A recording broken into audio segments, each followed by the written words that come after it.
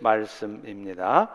우리 스크린을 보시면서 같이 합독해서 읽겠습니다. 시작. 그의 아들을 이방에 전하기 위하여 그를 내 속에 나타내시기를 기뻐하셨을 때에 내가 곧 혈육과 의논하지 아니하고 또 나보다 먼저 사도된 자들을 만나려고 예루살렘으로 가지 아니하고 아라비아로 갔다가 다시 다메섹으로 돌아갔노라. 아멘. 최근 학계에서는 만성적인 외로움이 병리학적으로 굉장히 해롭다는 연구 결과를 발표했습니다. 실제로 공해, 에어 폴루션에 의해서 우리는 5% 정도의 생명 단축이 된다고 합니다. 비만은요, 한 20%의 생명 단축 효과가 있고, 술을 잘 드시는 분들은 30%의 생명 단축 효과가 있는데요, 만성적으로, 습관적으로 외로움을 타고 고독해 하시는 분들은 무려 45%의 생명 단축의 효과가 있답니다. 실제로 예를 들지 않아도 우리 주변의 어린아이부터 노인에 이르기까지 외로움 속에서 극단적인 선택을 하는 사람들을 우리는 종종 볼 수 있습니다. 하지만 이 외로움이라고 하는 것은 부정적이지만은 않다는 거예요. 예술가들의 경우에 대단히 창조적인 작품들은요, 대부분 외로움 속에서 나온 것들이 많습니다. 특별히 아주 존경받는 신앙인들의 경우도 대부분 이런 물러서 있고 홀로 있는 그런 시간들, 외로움과의 분투를 통해서 그런 성숙한 신앙을 갖게 된 경우가 많다는 겁니다. 기독교가 풍요 속에서 점점 영적으로 타락해져 갈 때 초기 기독교 공동체를 영적으로 지켜준 사람들이 바로 사막에서 수도를 하던 수도사들이었어요. 그런데 그들이 수도하는 삶도 역시 스스로를 속박하고 얽어매는 부자유함이 아니라 오히려 자유함이었다는 것이에요. 홀로 물러나 있으면서 수도하는 삶을 갖지 않았다면 그들 역시도 외부적인 자극에 흔들리고 또 거기에 사로잡혀서 고갈된 삶을, 피곤한 삶을 살았을 것이 뻔하기 때문인 것입니다. 그런 의미에서 오늘 우리가 살펴보려고 하는 물러섬이라고 하는 주제는 단순히 사람들과 구분돼서 홀로 있는 상태를 말하는 것이 아니라 그런 과정을 통해서 외부적인 자극, 세상의 유혹으로부터 물러서 있는 것을 의미하는 것이고, 또 나도 모르게 가질 수밖에 없는 세상의 집착으로부터 분리되는 것을 의미한다는 것입니다. 안타깝게도 오늘날 세상의 사람들은, 심지어는 우리 그리스도인들조차도 살기 위해서, 안전을 위해서 너무나 바쁘게 산다는 거예요. 오늘의 열심은 자칫 하나라도 잃지 않겠다는 집착일 수 있고, 내일의 빡빡한 일정들은 여전히 내가 모든 일들을 다 해낼 수 있다는 착각일 수 있는 것입니다. 오늘 우리가 살펴보려고 하는 이 본문의 말씀들은 우리의 삶 속에서 잠시라도 세상과 떨어져서, 집착으로부터 떨어져서 거하는 삶이 왜 필요한 것인지, 또 그런 삶을 통해, 그런 시간들을 통해 우리는 어떤 모습으로 살아갈 수 있는지를 우리에게 말해줍니다. 오늘 본문의 이야기, 이 사도 바울은요, 신약성경의 3분의 1을 기록하고 또 평생을 선교적인 삶을 살았던 사람이에요.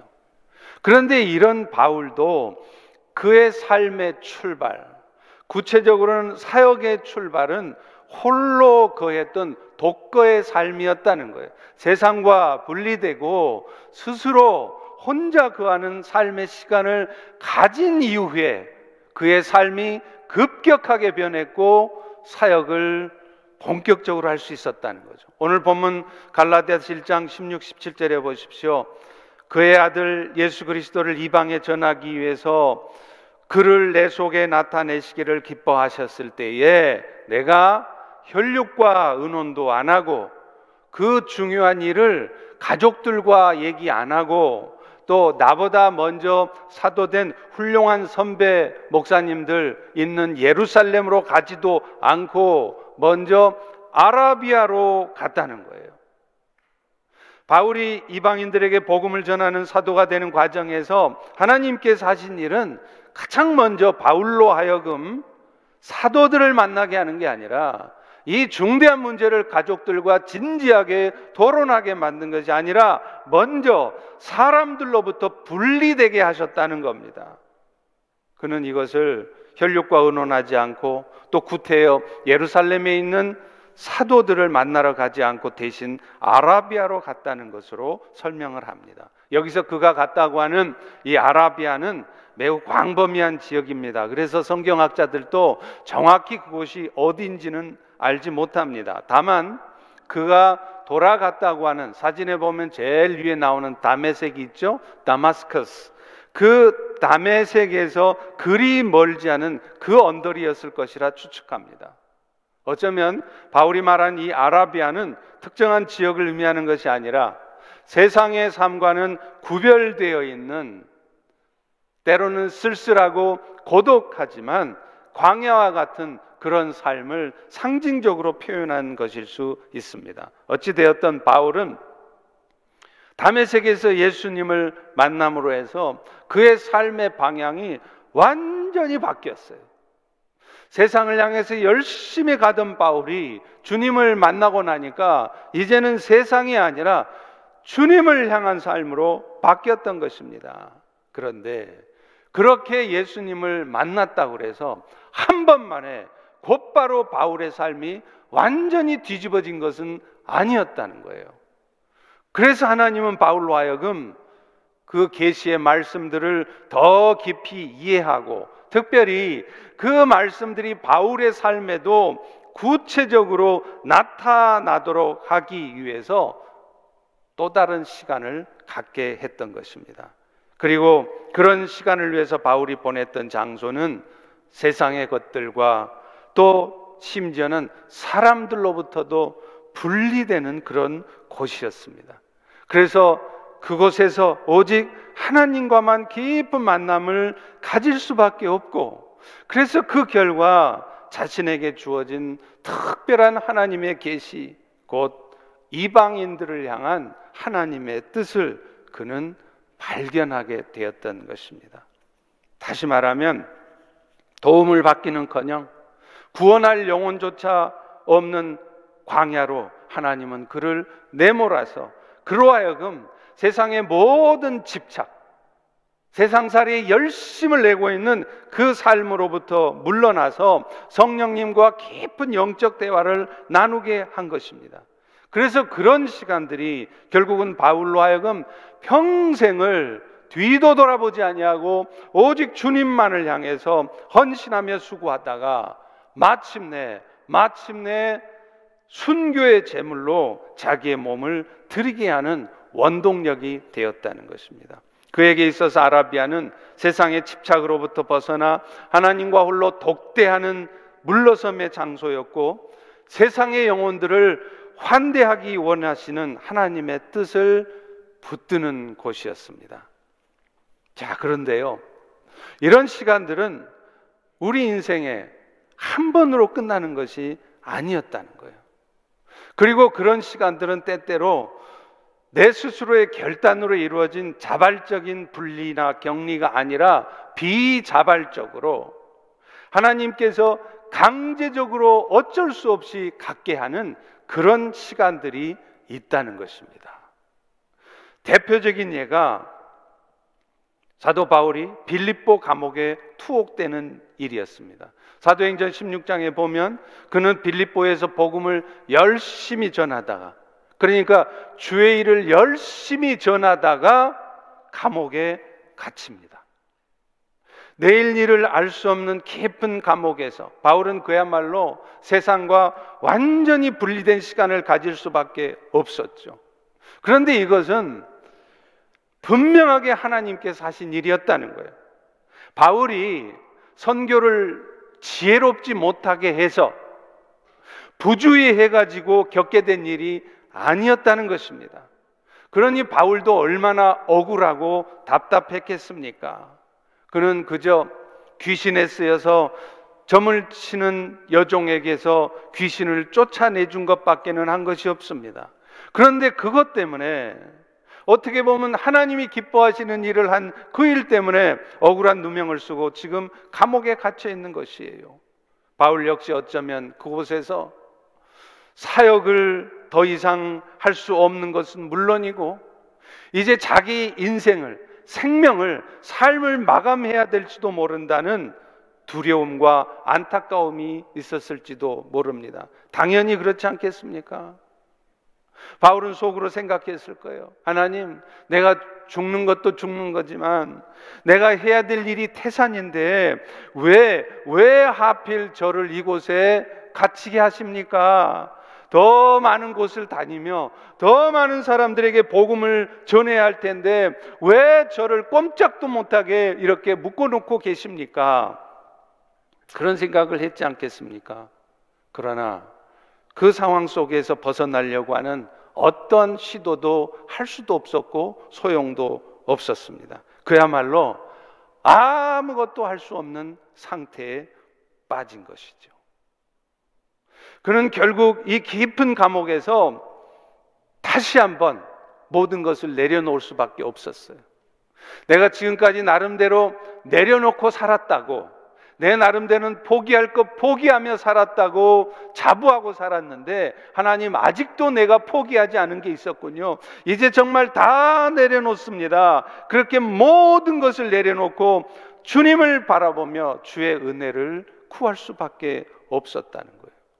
사도행전 16장 25절에 보면 그렇게 세상과는 완전히 격리된 채로 절망 가운데 주님을 바라볼 수밖에 없었던 바울의 모습을 이렇게 쓰고 있습니다. 한밤중에 바울과 실라가 기도하고 하나님을 찬송하며 죄수들이 듣더라. 깊은 감옥에서 어쩌면 억울한 자신의 현재 상황을 불평하고 하나님을 원망할 수도 있었겠죠. 아마 저 같았으면, 아마 어쩌면 여러분 같았으면 그랬을지 모르겠습니다. 주님, 내가 뭘 잘못했습니까? 오직 주를 위해서 평생을 헌신하며 이래 살아왔는데 왜 내 삶에 이런 일이 터집니까? 그런데 그는 주님과 그 깊은 교제의 시간을 통해서 결국에는 이 모든 것이 하나님이 하신 일이라는 것을 깨달을 수 있었고, 그래서 오히려 그런 절망적인 상황 속에서도 말도 안 되게 하나님을 찬미할 수 있었어요. 죄수들조차도 그런 바울의 모습이 이해가 안 가는 것입니다.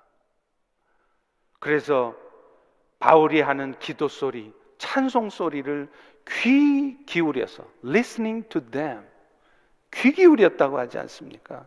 그런데 여러분, 그때 마침 무슨 일이 벌어집니까? 갑자기 지진이 나서 감옥 문이 열리는 거예요. 그런 일은 상상도 할 수 없는 일이 뜻밖의 기가 막힌 역사가 일어난 것입니다. 그리고 바울은 감옥 문이 열렸어도 다른 죄수들처럼 다 뛰쳐나가지만 바울은 도망가지 않았습니다. 감옥에 그대로 남아 있었죠. 그래서 바울로 말미암아 간수와 그의 가족의 영혼이 구원되어지는 역사가 있게 됐던 것입니다. 결국 하나님께서는 바울로 하여금 세상과는 분리된 상태에서, 그것도 내일 일을 도무지 알 수 없는 그런 절망적인 상태로 몰고 가심으로 해서 다시 한번 철저하게 모든 것을 내려놓게 하신 것입니다. 그래서 오직 자신의 인생에 있어서는 자신의 삶의 주인, 생명의 주인 되신 주님만을 바라보게 하신 것이었어요. 여러분, 그런 상황에서 무슨 계획이 필요하겠습니까? 내가 앞으로 비즈니스를 어떻게 하고 이 감옥만 나가면 비즈니스를 어디서 어떻게 무엇을 하겠다, 그런 계획이 무슨 의미가 있냐는 거예요. 세상을 향한 아직도 포기하지 않았던 욕심이 그 무슨 의미가 있었겠습니까? 바울은 그 상황에서 모든 것을 포기할 수밖에 없었어요. 다 내려놓고 오직 주님만이 자신의 삶의 전부이며 그 어둠으로부터 자신을 건져줄 수 있는 분은 오직 주님이라는 생각을 갖게 되었지 않겠습니까? 그리고 결국 주께서 정말로 자신을 건져주신 것을 경험했고, 무엇보다도 생각지도 못한 간수의 영혼이 구원되어지는 역사를 경험했다는 것입니다. 사랑하는 성도 여러분, 오늘 우리의 삶에도 종종 이런 시간들이 있습니다. 내가 원하지 않는데도, 절대로 그런 일은 벌어지지 않았으면 좋겠는데도 내 삶에 종종 어쩔 수 없이 세상과는 분리되는, 세상의 것들을 포기할 수밖에 없는 그런 절망적인 상황이 온다는 것입니다. 제가 처음 예수님을 믿을 때도 그랬습니다. 세상 열심히 살고 있는 저에게 어느 날 갑자기 생각지도 못한 질병이 찾아와서 원인도 모르는 병 때문에 4, 5일을 사경을 헤매고, 그래서 내일 죽을지도 모르는 그런 상황이 처해졌을 때 저는 비로소 깨달았습니다. 내가 오늘 세상 전부를 가진다 한들, 내가 비즈니스를 하든 훌륭한 직장에서 직장 생활을 하든 세상의 전부를 가진다 한들, 내가 이러다가 내일 죽는다면 오늘 내가 누리고 있는 이것들, 내가 오늘 또 놓치지 않으려고 하는 그것들, 내가 오늘 또 이루려고 하는 세상의 목표들이 무슨 의미가 있겠냐는 거예요. 그래서 다 내려놓을 수밖에 없었습니다. 그리고서 저는 예수님을 영접하게 되었고 오늘에까지 이르게 되었던 것입니다. 여러분, 벌써 2년을 넘게 지속되고 있는 이 팬데믹의 상황도 마찬가지입니다. 여러분 중에 어느 누가 이 팬데믹의 상황을 원했습니까? 어느 누가 이런 팬데믹 상황이 올 거라고 상상이나 했습니까? 그런데 오늘 또 세상을 향해서 그저 정신없이 살아가던 우리의 삶에 어느 날 갑자기 이 팬데믹의 상황은 찾아왔습니다. 그리고 그 상황들은 우리 모두의 삶을, 미국뿐 아니라 한국뿐 아니라 전 세계 모든 세상의 사람들을 완전히 무너뜨렸습니다. 그들이 아주 세세하게 디테일하게 세웠던 모든 계획들을 한순간에 수포로 돌아가 버리게 만들었다는 거예요. 하나님이 하신 일입니다. 그렇다면 우리의 삶에도 종종 이런 물러섬의 시간을 가져야 되고, 또 하나님께서 강제적으로 우리로 하여금 세상의 삶과는 분리된, 세상을 향한 집착으로부터 벗어나도록 하는 시간을 갖게 하시는 이유가 뭘까요? 그런 독거의 시간을 분리되는, 어쩔 수 없이 분리될 수밖에 없는 시간을 통해서 궁극적으로는 세상을 향한 하나님의 뜻을 이루기 위해서 오늘 우리의 삶이 단순해지기를 원하신다는 것입니다.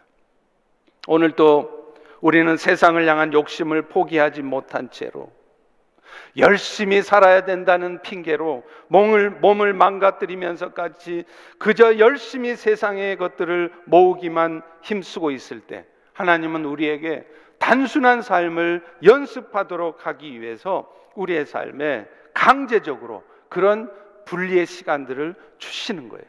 그래서 결국은 우리로 하여금 우리의 시각을, 우리의 삶의 초점을 내 눈앞에 보여지는 비즈니스에만, 내 삶의 초점을 내가 마음속에 포기하지 않고 있는 욕심 많은 그런 세상의 것이 아니라 세상을 섬기는 삶으로 살아갈 수 있도록 하기 위한 거라는 겁니다.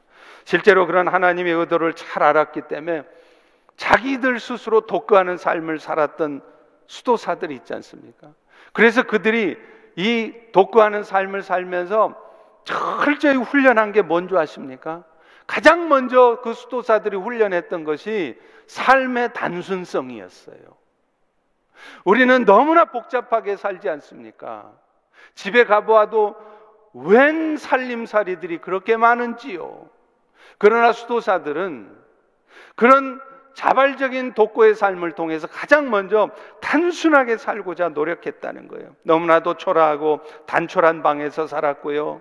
그 수도를 하는 방 안에는 갈대로 만든 매트 하나, 테이블만 있었습니다. 먹는 것도 단순하게 먹었습니다. 몇 주 전에도 말씀드렸던 것처럼 그 사막의 수도사들은 우리의 오늘날 먹는 것에 비하면 가혹한 것이었어요. 마른 빵 몇 조각이 그들의 하루의 식사양의 전부였던 것입니다. 여러분, 렘브란트라는 화가를 아실 것입니다. 이분은요, 크리스찬이었어요. 개신교인이었습니다. 그래서 이분은, 이 렘브란트는요, 사람들의 자화상을 많이 그렸다고 그래요. 저도 뭐 잘 모르겠어요. 그런데요, 이분은 크리스찬이다 보니까, 개신교인이다 보니까 카톨릭에서 말하는 소위 성자들 있잖아요. 세인트 누구누구 하는 거, 그런 성자들의 자화상은 절대 안 그렸대요. 그런데 유일하게 카톨릭의 성자 중에 딱 한 사람 그린 사람이 있는데 그 사람이 바로 성 프란체스코입니다. 오늘날 프란시스의 이름을 딴 것들이 많죠. 여러분 잘 아시는 샌 프란시스코, 그게 이 성 프란시스를 추모하는 마음으로 도시 이름을 지은 겁니다. 이 프란시스코가 살던 시대에는요, 13세기경인데 이때 마침 화폐 경제가 활성화되던 시기였어요. 그래서 돈이 많은 상인들은 영주들이나 귀족들에게 대항하기 위해서 그 돈을 가지고 힘을 기르던 시대였는데요, 이 성 프란시스가 그때 가장 부유한 상인의 아들이었다는 거예요. 옷감 장사의 아들이었습니다. 그런데 그는 돈이 너무 많다 보니까 오히려 방황을 했어요. 방탕한 삶을 살면서 방황하다가 정체성의 혼란을 겪고 살고 있었던 겁니다. 그럴 때 하나님이 그를 찾아가십니다. 그래서 성 다미아노 성당에서 하나님의 음성을 들어요. 프란시스코야, 무너져가는 내 교회를 세우거라. 그는 하나님의 음성을 듣고서 모든 것을 버리고 수도사가 되었습니다. 그러면서 그는 수도사가 되면서 이런 말을 했대요. 이제부터 나의 아버지는 부자인 피에트로가 아니라 하늘의 하나님이시다. 그러면서 시장통에서 많은 사람들이 보고 있는데 자신의 옷을 다 벗어 던졌대요. 자기가 아버지로부터 물려받을 수 있는 재산 상속권을 포기한 것은 물론이고 아버지가 자기에게 사줘 입었던 옷까지 다 벗었다는 겁니다. 그리고서 그는 알몸이 되어서 나병 환자들 촌에 들어가서 평생을 그들을 섬기며 탁발 수도승으로 살았습니다. 그는 이렇게 고백을 합니다. 소유는 언쟁과 불화의 불씨가 되며 하나님 사랑과 이웃 사랑의 방해가 된다. 참 묘하죠? 소유가 말다툼과 가족 간의 불씨가 된다는 거예요. 그렇잖아요. 소유가 하나님을 사랑하는데 이웃을 사랑하는데 방해가 된대요. 참 아이러니한 말 아닙니까? 여러분 어떤 생각을 하세요? 여러분이 왜 돈을 많이 벌려고 하시죠? 종종 여러분은 그런 얘기 합니다. 제가 돈 많이 벌어갖고요, 저 잘 먹고 잘 살자는 게 아니고요, 하나님을 위해서 어려운 사람 도우려고 돈 많이 벌려고 해요. 그렇잖아요. 맞는 말이죠. 세상을 환대하는 삶을 살려면 소유가 더 많아야 될 것 같은데 프란시스는 있는 소유도 다 던져버리고 오히려 소유가 방해가 된다고 말을 하는 겁니다. 그런데 여러분 정말로 그렇습니다. 실제로 프란시스는 부유한 집안의 상속자로 태어났으면서도 모든 것들을 포기했습니다.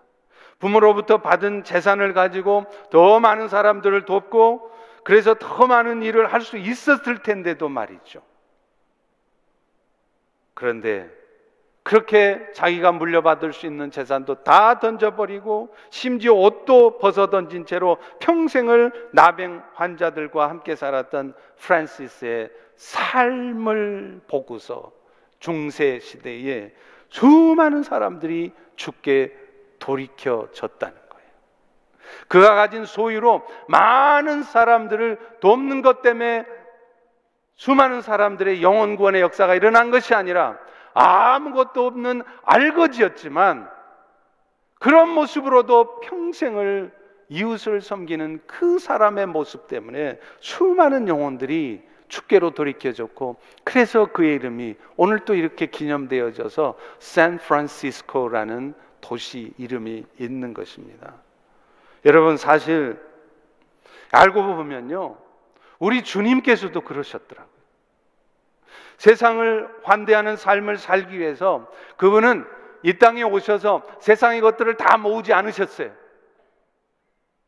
기가 막힌 능력의 역사로 사람들을 다 놀래켜가지고 많은 재물을 모으시지 않으셨습니다. 다 버리셨습니다. 창조주 하나님이시면서 자신을 비워서 피조물의 모습으로 이 땅에 오신 것도 억울할 텐데, 십자가에 죽으시되 죄 하나 없으신 분이 죄인처럼 죄의 누명을 쓰고 억울하게 돌아가셨단 말이에요. 그런데 그분은 그런 억울한 죽음을 당하시면서도요, 마지막 순간까지 자신의 것을 내어주셨습니다. 마태복음 27장 35절에 보십시오. 로마 군병들이 예수를 십자가에 못 박은 후에 그 옷을 제비 뽑아 나누고, 저는 이 말씀을 읽다가요, 평소에는 이 말씀을 눈여겨보지 않았어요. 그런데 이 말씀이 유독 눈에 들어오더라고요. 무슨 말이냐면 그 옷을 제비 뽑아 나누어 가졌다는 말씀이에요. 예수님은 자신의 생명을 주었을 뿐만 아니라요, 심지어 마지막 죽는 순간까지 아무것도 남겨두지 못한 채로 마지막 걸치고 있던 그 누더기 같은 옷까지도 다 내어놓았다는 것입니다. 제가 그 말씀을 묵상하면서 얼마나 부끄러웠는지 몰라요. 이에 비해서 생명은 고사하고 작은 것 하나도 손해보지 않으려고, 그것 때문에 때로는 속상해하고 억울해하고 아까워하는 제 자신을 보면서 정말 부끄럽지 않을 수 없었습니다. 목사님, 세상 살다 보면 다 그런 것이지요. 뭐 우리만 그렇습니까? 목사님만 그렇습니까? 어쩔 수 없는 것이죠. 아무리 변명을 해봐도요, 이 예수님의 마지막 모습, 십자가에 죽는 것도 억울하실 텐데 그 마지막 걸치고 있던 누더기 옷까지 다 빼앗겨야 했던 그 예수님의 모습이 제 마음에 너무 남는 거예요. 내가 욕심내면 안 되겠구나. 내가 가지지 못한 거 억울해하면 안 되겠구나. 예수님처럼 끝까지 버려야 되겠구나. 그런데 여러분, 오늘 말씀의 주인공인 사도 바울도 그랬더라고요. 모든 신앙인들이 다 그랬더라고요. 사도 바울의 마지막 모습은 디모데후서 4장에 나와 있어요. 이제 정말 순교하기 직전에 로마 감옥에서 디모데에게 마지막으로 쓴 편지가 바로 디모데후서입니다. 여러분도요, 가끔 욕심이 막 생기죠. 또 뭔가 막 갖고 싶은데 못 가져서 막 억울하고 속상하실 때 있으시죠. 그럴 때요, 이 디모데후서 꼭 읽어보세요. 디모데후서 4장 읽어보세요. 거기 4장 13절에 이런 말이 있습니다. 그분의 마지막 모습이에요. 네가 올 때 내가 들어와 가보의 집에 둔 겉옷을 가지고 오고 또 책은 특별히 가죽 종이에 쓴 것을 가져오라. 바울의 마지막 모습이 그려지세요? 평생을 주를 위해 헌신했어요. 그런데 그것 때문에 영웅처럼 대접받고, 아이고 바울 사도님, 바울 사도님, 그게 아니었습니다. 모든 것을 풍성하게 누리면서 보상받는 삶을 살기는커녕 그의 마지막 남은 것은 겉옷 한 장과 가죽 종이로 쓴 성경책 뿐이었다는 것입니다. 오늘 또 주께서 우리의 삶에도 바울이 지냈던 그 분리의 시간, 물러날 수밖에 없는 그런 시간들을 주셨다면 그것은 다른 이유가 아닙니다. 오늘 우리 모두에게 팬데믹이라고 하는 이런 시간을 주신 이유는 다른 이유가 아닙니다. 우리들로 하여금 다시 한번 세상을 향한 욕심을 버리고 오늘 또 악착같이 어떻게 하면 세상에서 열심히 살아가지고 그것들을 가져볼 수 있을까? 또 혹은 놓치지 않기 위해서 분주하게 살아가고 있는 우리들의 삶을 잠시 멈추게 하신 것이라 생각이 듭니다. 그런데 이 물러서는 삶을 통해서 우리가 취해야 될 이 단순한 삶이라고 하는 것은요, 방금 말씀드린 것처럼 그저 육신적인 차원에서만의 단순함이 아니었어요. 진짜 단순함은요, 내적인 단순함이라는 거예요. 앞서 물러섬의 표본으로 제시했던 사도 바울도요, 궁극적으로는 물질적인 것뿐만 아니라 내적인 단순함을 보여주고 있어요. 그는 빌립보서 4장 11, 12절에 빌립보 교인들로부터 귀한 섬김의 선물을 받아요. 그러면서 이렇게 말합니다. 내가 궁핍하기 때문에 말한 것이 아니라 나는 어떤 형편에 있든지 자족하기를 배운 사람이다. 그래서 내가 비천에 처할 줄도 알고 풍부에 처할 줄도 알아서 모든 일, 배가 부르든지 배가 고프든지 풍부하든지 궁핍하든지 일체의 비결을 배웠다고 말해요. 여러분, 이 말씀은요, 바울이 지금 그저 먹을 것 입을 것에 관해서 말씀한 게 아니에요. 사실 바울은 어떤 상황에 처하든지 일체의 상황을 감사함으로 받아낼 수 있는 삶의 단순성, 내적인 단순성을 터득했다는 것을 보여주고 있는 것입니다. 실제로 오늘 우리 모두의 삶에도 진짜 필요한 것은 육신적인 삶의 단순성도 필요하지만 더 필요한 게 뭔지 아세요? 우리의 내적인 단순함이에요. 사람들은 보통 일이 벌어지면요, 그 일에 대해서 너무 심각하게 생각합니다. 물론 작은 일이라도 심각하게 받아들이며 신중하게 생각하고 대책을 강구하고 이런 삶의 태도가 필요하겠죠. 그런데요, 제가 경험적으로 보면요, 그럴 때도 물론 있습니다. 심각해져야 될 때가 있어요. 그러나 거의 대부분은요, 우리는 너무 자주 심각하게 상황들을 받아들인다는 거예요. 그 심각한 태도가 도움이 되는 경우도 있겠지만 때로는 쓸데없는 근심과 두려움만 가져오는 경우도 많다는 겁니다. 제가 저희 집사람하고 운전을 하면요, 너무 두려워요. 모든 여성분들이 저희 집사람하고 같이 다 그러시겠지만 옆에서 차가 조금만 이렇게 저희 차 쪽으로 달려들잖아요. 그러면 저희 집사람이 흠칫 놀랍니다. 마치 전쟁이라도 터진 것처럼 깜짝 놀라가지고 브레이크를 확 밟아요. 그래서 저는 옆에서 다가오는 차 때문에 놀라는 게 아니라 갑자기 브레이크를 밟는 아내 때문에 더 놀라는 거예요. 그러다 여러분, 옆에서 달려오는 차 때문에 사고가 나는 게 아니라 갑자기 브레이크 밟아가지고 뒤에서 달려온 차 때문에 사고가 나는 거예요. 마찬가지예요. 유비무환이라고 위기의 때를 대비해야 되는 거 맞겠죠. 그런데 아십니까? 자칫 그런 너무 시리어스한, 너무 심각한 생각들이 하나님을 향한 기대와 신뢰를 잃어버리게 만든다는 거예요. 그래서 나도 모르게 불평하게 만들고요, 나도 모르게 누군가를 원망하게 만들어요. 그래서 평화로워야 된 가정이, 평화로워야 될 공동체가 갈등하게 되고 분열하게 돼요. 이유가 뭘까요? 너무 심각하기 때문이에요. 교회가 너무 심각해서는 안 됩니다. 저희 교회를 누군가 방문했을 때, 야, 이 교회는 정말 평화롭다. 제가 안식년 동안에도 공부를 하면서 새롭게 회심하는 사람들의 성분이라니까 표현이 이상하군요. 그 성향을 분석한 결과를 봤어요. 그랬더니 교회를 선택하는, 회심자들의 교회를 선택하는 첫 번째 이유가 뭔지 아세요? 목사님의 설교가 아니었어요. 교회 분위기였습니다. 오자마자 팍 느껴지는, 아, 이 공동체는 따뜻하다. 그런데 어떤 공동체는 너무 시리어스해요. 너무 진지해요. 교회를 사랑하는 마음으로 그러겠지만 모두가 진지하다 보니까 얼굴 표정이 벌써 굳어 있습니다. 딱딱해 보입니다.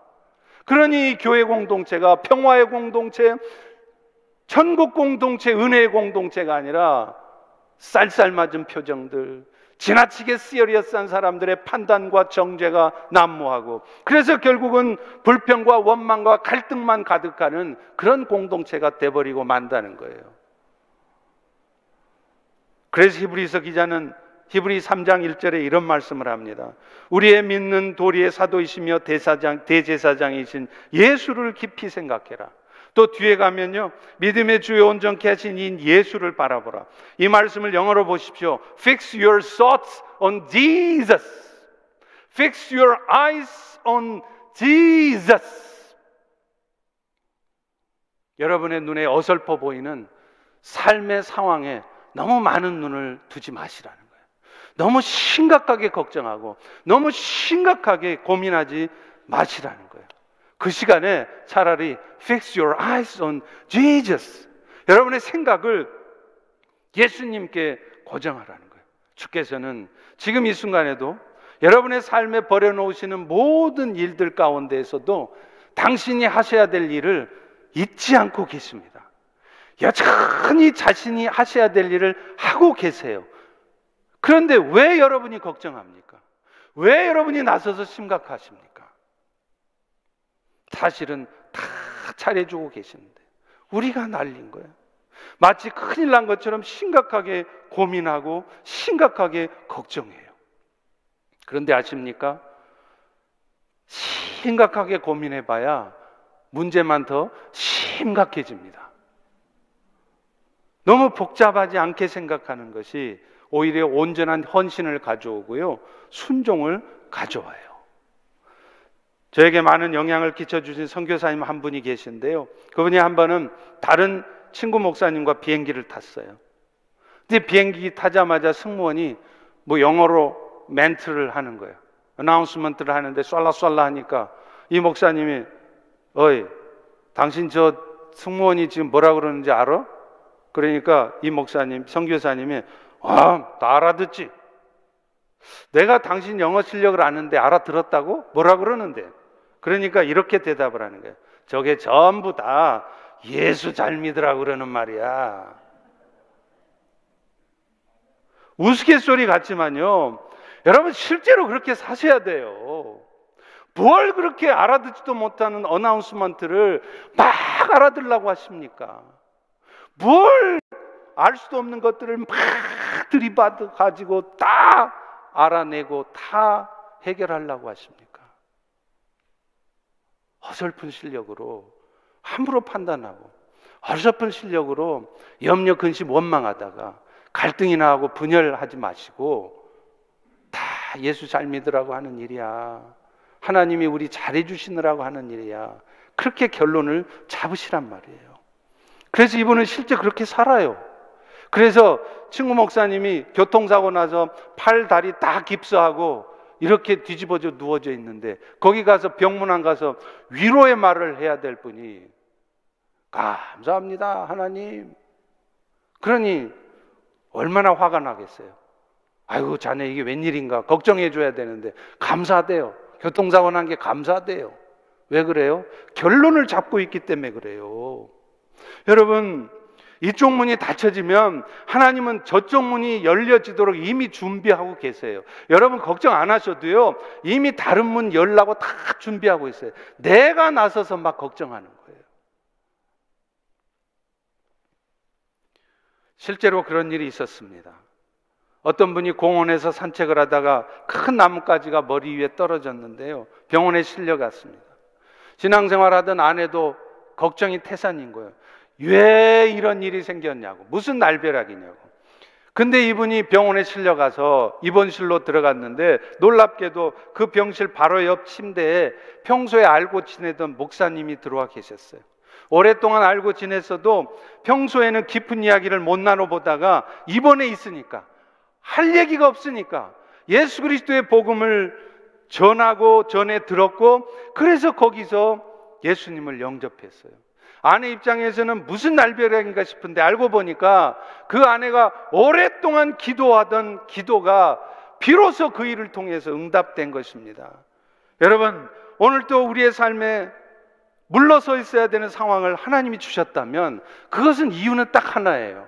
지나치게 심각하지 마시라는 거예요. 지나치게 비즈니스 걱정하지 마시라는 거예요. 뭔가가 잘못될까 봐 미리 염려하고 두려워하지 마시라는 겁니다. 뭔가 하시는 일이 있겠지. 이 말부터 뱉어내시고 감사함으로 그 말을 받아보시라는 거예요. 말씀을 맺습니다. 바울도 내가 자족하기를 배웠다고 말한 후에 빌립보서 4장 13절에 이런 고백을 해요. 내가 능력 주시는 자 안에서 내가 모든 것을 할 수 있느니라. 여러분, 이것이 내적인 단순성이에요. 자신감의 출발이 나로부터 오는 게 아니라 내 안에 역사하시는 주님, 지금도 나 모르게 내 눈에 보이지 않는 곳에서 일하고 계시는 그 주님을 신뢰하기 때문에 복잡하게 생각하지 않고 복잡하게 말하지 않고 너무 심각하게 살지 않고 평안하게 말할 수 있는 말인 것입니다. 사랑하는 성도 여러분, 주께서 하실 것을 잠잠히 기다리면서 어떤 상황에서도 호들갑 떨지 않고 편안하게